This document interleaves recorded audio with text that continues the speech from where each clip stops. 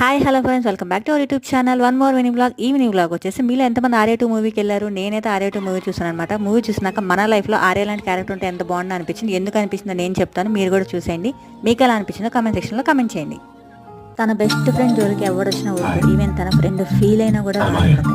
అది ఫ్రెండ్షిప్. ఫిదా మూవీలో గట్టిగా అనుకుంటే అయిపోద్ది అంటారు కదా, ఇది మనకు ఆర్య 2లో ఆల్రెడీ మనం చూసాం. డైరీలో రాసుకున్నట్టుగానే అందరి చేత గుడ్ బాయ్ ఫైనల్లీ అనిపిస్తుంది.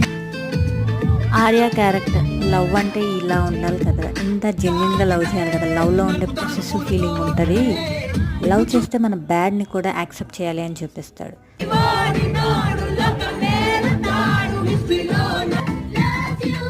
తన ఫ్రెండ్ బాధపడద్దని తన లవ్ని సాక్రిఫైస్ చేస్తాడు.